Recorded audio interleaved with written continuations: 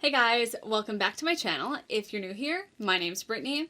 Nice to meet you. Now, if you aren't already subscribed to my channel, we do all things curly hair here, so if you want to rock your best curls, make sure to tap that subscribe button, and don't forget to hit the notification bell if you want to be notified every time I post. So today we're going to be doing something a little bit different. Typically, I don't really share negative experiences that I have with products, essentially because a product that doesn't work for me could totally work for someone else, and there's a lot of small brands in the curly space, and I don't really want to be bashing any small brands. I've been having a problem with a product that has been lasting for months. So I kind of wanted to talk this through with you guys and talk through my full thoughts. So to give you guys some background, the product that we're going to be talking about today is called Neutral Protein Filler. You may have heard of it. It's very, very popular in curly spaces. I've seen it recommended on Reddit, on YouTube, and on Instagram, to the point where anytime I'm scrolling through my Instagram feed, there's usually a couple people who are using this product. So what is it? Neutral protein filler is essentially liquid protein. So it comes in a little bottle, and essentially the way people use it is just by adding a couple drops of it to their conditioner to use as a rinse-off treatment, or they add a couple drops to their stylers to give it a little boost of protein. Now, if you don't already know, I love protein, and all of my favorite stylers have some amount of protein in them. But if your hair isn't getting enough, it could start to feel a little limp, it may not curl correctly, it might get a little bit frizzy. Making sure your hair has the correct amount of protein is the key to balanced wash days and more consistent wash days. In February of 2020, my hair was feeling a little limp, so I thought using something like a protein additive, not buying any new stylers, but just adding a couple drops of protein to my existing stylers may be a good solution to keep my hair balanced. I could just add protein as needed and be good to go. But here's the thing about neutral protein filler. On the back of the bottle, or at least the back of the bottle that I got, it says, in all caps, for professional use only. The directions go on to say that it should be used kind of as a rinse-off product, and it's really meant to be used in hair color applications. So not one person that I've seen is following the directions with this product because it's really meant to be used by hairstylists. This should have been kind of a red flag to me, but because I had seen so many people using this product, I felt comfortable using it. So like I said, February 2020, I got the product, I added a couple drops to my stylers, and had an awesome wash day. But the next day, I started to feel some major discomfort, kind of right in the middle here. It kind of felt a little bit like burning and pain. The next day, went straight to the dermatologist, and I was diagnosed with irritant contact dermatitis. So what does that mean? Essentially, this can occur anytime an irritant is in contact with your skin for too long, which causes inflammation. Obviously, I didn't apply it directly to my scalp, but anything that you apply to your hair can come in contact with your scalp. Now, I talked this through with my dermatologist. She hadn't heard of the product before, but she was like, I mean, if it says not to leave it on your hair, it's probably because it could be a little irritating. It's meant to be rinsed out. So I was sitting there like, I know I didn't follow the directions. Well, people on Instagram said it was fine, so I felt dumb. So my doctor prescribed me a topical steroid and sent me on my way. Before I go any further, here's what I want to stress. Once again, people are not following the directions with this product, but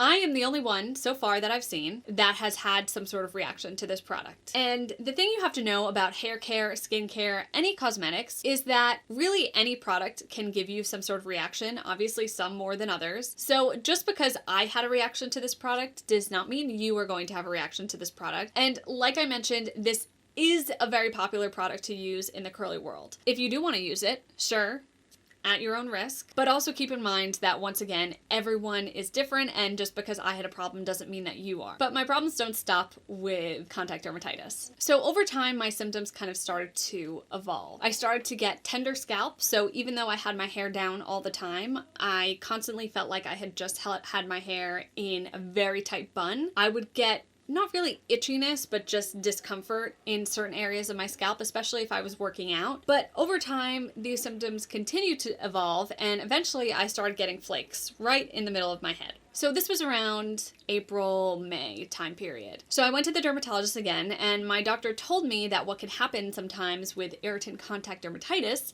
is that the symptoms can kind of evolve a little bit. So I used to have irritant contact dermatitis, but what I now had in the center of my head where I was having flakes was seborrheic dermatitis. So many of you guys may have heard of seborrheic dermatitis, but essentially this is characterized by flaky, itchy skin, and it honestly looked really gross. I had so many flakes just right in the center of my scalp, and I just really wanted to get rid of them. My doctor prescribed me some antifungal shampoos as well as a topical steroid in an oil form for the irritation. Since I started using an antifungal shampoo, I have not had flakes at all. So I initially started by using the shampoo that was prescribed to me, and I also ended up using this As I Am Dry and Itchy Scalp Care Olive and Tea Tree Oil Shampoo. So the active ingredient in this is zinc pyrithione. In my prescription shampoo, the active ingredient was ketoconazole. Both are antifungals. I ended up actually liking this a bit better because I felt like it was a little bit less harsh on my hair and scalp, but both of them were super duper effective in making sure that I didn't have any flakes. And for those of you that don't know, I know I mentioned that this is an antifungal. Essentially, when your scalp or skin is irritated for a long period of time, it can affect the way things are growing on your scalp and essentially cause an overgrowth. It's thought that seborrheic dermatitis is caused by an overgrowth of a yeast that's naturally occurring on the skin, and that's kind of what's causing the flaking and the itchiness. So using an antifungal shampoo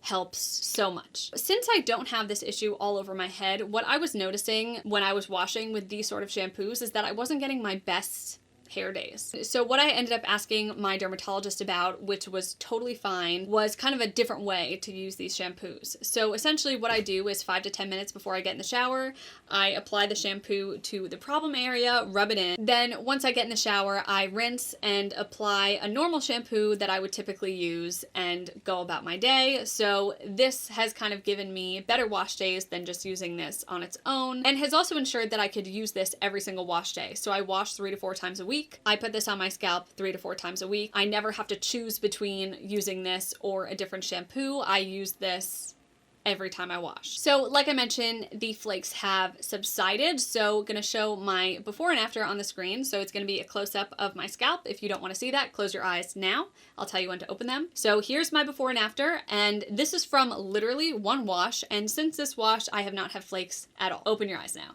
But I still am having symptoms. I still do get a little bit of discomfort, especially if my head gets a little bit sweaty. Every so often, I still do get irritation here on the sides and some redness. And I have noticed kind of new sensitivities to products. So there have been times that I've tried newer products and they've made my scalp itchy, and then I just can't use them. That's pretty much what I've been dealing with for the past like 6 months, and it sucks a lot. Scalp health is super duper important to me, and I'm doing everything I can to make sure that my scalp is as healthy as possible. And I have seen improvements over time, especially once I started using an antifungal shampoo. Once again, I want to stress that any product can give you a reaction, of course, some more than others. So if you ever do experience any sort of discomfort from a product, I'm talking slight itchiness or just redness, anything, stop using the product immediately. Please, please, please do not go online asking for advice about what to do with your scalp. Talk to a dermatologist. Find someone who you trust that you could go to for reliable information, because you don't want to end up making your scalp